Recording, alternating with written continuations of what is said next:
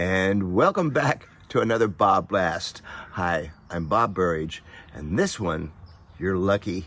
This is one of my favorites, best of BobBlast. So sit back and enjoy it, and I'll see you at the end of the BobBlast. Welcome back to another BobBlast. Hi, I'm Bob Burridge, and this one is all about drip trees and reductive tree. I'm going to show you two different ways of how I do my trees. This is one of the things one of my more popular workshops that I do in Artisan Expo coming up pretty soon in Santa Fe. And also at Art of the Carolinas. Oh my gosh, that's so great. And that's always in Raleigh. So these are the two workshops that I'll be doing.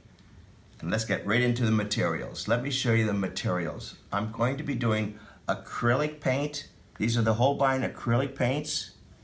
I have my Fabriano paper. I love my watercolor paper. This is 300-pound Fabriano paper, all right? So let me start off with number one, the first one. I'm going to do two. The first one is a mess. I love making a mess.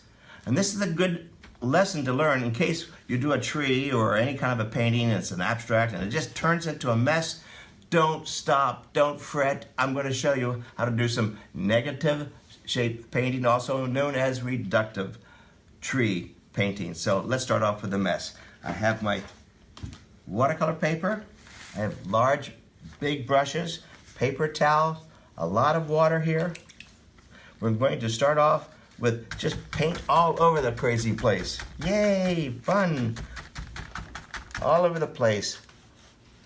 Lots of water, lots of acrylic paint. Throw it all over the place. I love doing all this. Who knows how it's going to turn out? Start off really, really, really crazy wet. I'm even going to put in some yellow in here right now. Why not? Put a little bit of yellow right in here. Wet the brush. Always wet the brush first with water. Oh, wow, look at these. This is going to be a beautiful color. Under every great painting, I always like to say it's a great abstract painting first. So start off crazy, just like this. Throw a little bit of water all over the place. And now we're going to let it dry because now I'm going to go to the other technique. Two techniques. This is making a mess, but right now I'm going to do the drip tree. It's a great way to start at the beginning.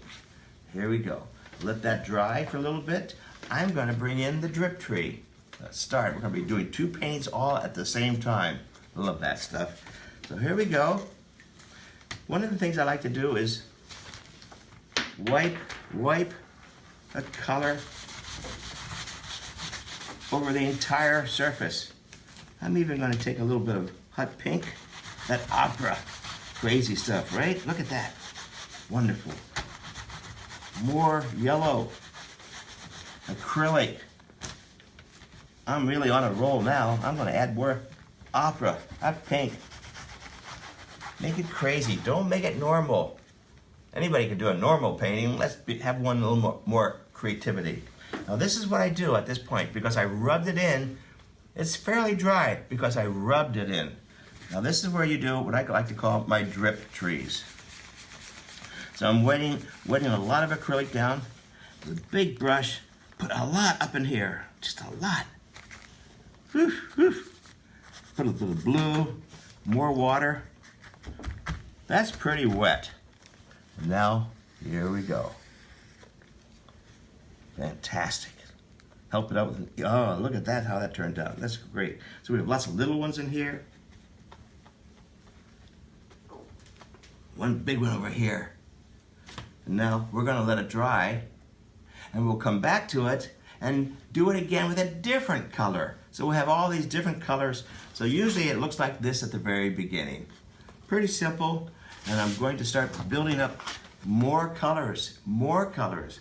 Let it dry in between. Oh my gosh, even more colors. Just keep building it up, building it up. And eventually it gets to the point where it has so many colors and it's all dripping. It's just great. And then you let it dry. Let me show you what I do next. So now that I've made the mess, I'm going to put it aside, let it dry. Why do I do a mess? These trees here, this painting started out as a mess. It was completely gone. Here's another one, completely gone. I overpainted it. Don't freak out. You can always save it. I'm going to show you how to save it. These trees here are the other way, the drip trees. You can see variations of drip trees here too, where I put a lot of paint on it and let it drip down. You'll see behind me variations of this. I'm still working on these. So here we have some more drip trees. I love it. Lots of different colors, not just one color. Here's another drip tree.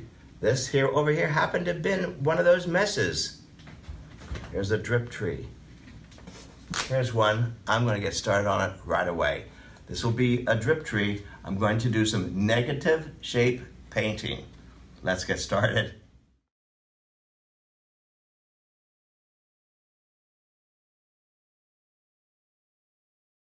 Always start with a big brush, a wide brush. No tiny little hair. You can't do anything with a brush like that.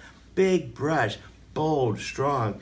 Now let me show you about some negative shape painting. Here's one where I put a lot of paint on the top and let it drip down. Now it's dried. Now I'm going to do some negative shape painting. I'm going to take white. That's what makes the paint so opaque. There we go. Fantastic. So I happen to like the orange-red background. It's almost like it's sunset. So now I'm going to get rid of the part that doesn't look like trees.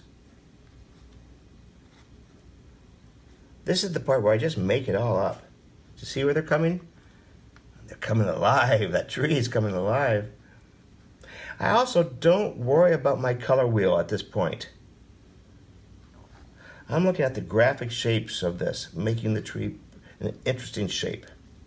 So I don't want them all to be the same. Look, different colored backgrounds. They look like tree branches after a while.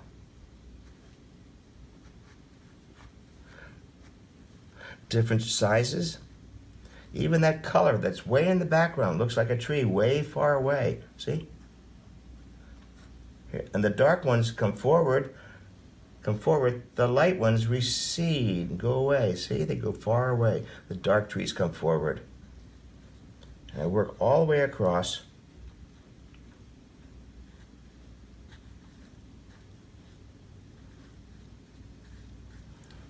Has a nice tempo. Loose, abstract, all the way across, all the way across. Working like that. So I'm looking at contrast, mostly contrast. I like to leave one area open a little bit. More white. It's a little whiter, almost like the sun's right behind it, or the moon's. Look at how it glows behind it a little bit. Gives it even more contrast. So it's not the same color all the way across. One spot is going to be the brightest. Better known as the focal point. See how it starts to glow? I work all over at the same time. Don't stay in one area. Gives it that wonderful excitement. Now these are like little forest trees. And I need to do the top parts too. Let's do the top. These are little small trees. Quiet trees, all right? Very graphic. Now, right now they're pretty solid, almost looking like lollipops. So you want to open it up a little bit with sky holes, and this is where the drip comes in, nice and wet, really wet, and you drop droplets like this. It opens it up a little bit. We call them sky holes, right? Let the birds fly in. Don't have them all the same size either. There you go. And that's how I open up the trees. I'm just doing one section here. Just one section. Painting with my fingers too at the same time. So that's how I develop my trees for the drip trees. Now let's go to the singular tree. The same thing, but different.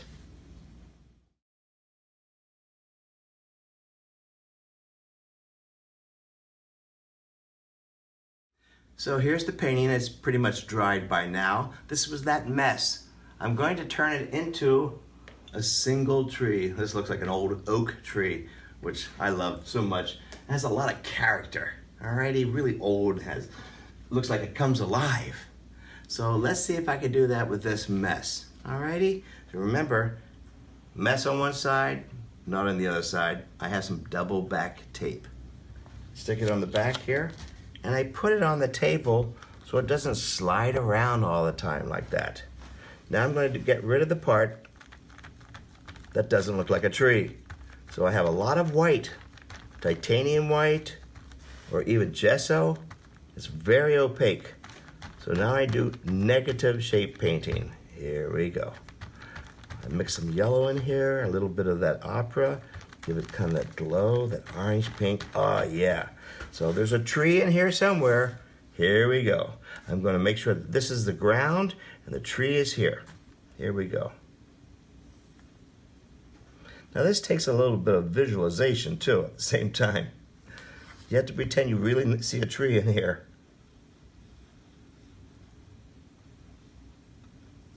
So you get rid of the part that doesn't look like a tree.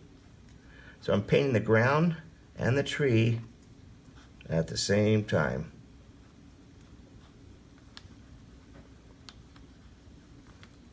They have a lot of personality. These old funky trees have been around for about 100 years or so. Now I'm going to get rid of this part. I don't need it. Just like that. So I look at the shape, make sure I like the shape. Let's get some tree trunks in here. Tree branches are branching out. There we go. Maybe up in here, opens up a little bit more. So this is all about painting negative shape painting. Negative shapes.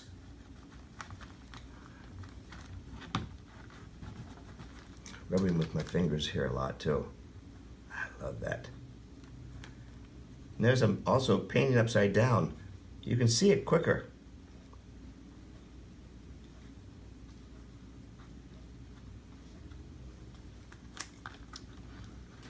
Branches in between. There we go. Open it up a little bit more up in here in the sky. This is just the beginning.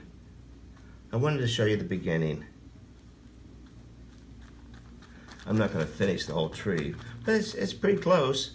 So I make sure that the tree has a whole lot of personality. And, you know, we make it all up.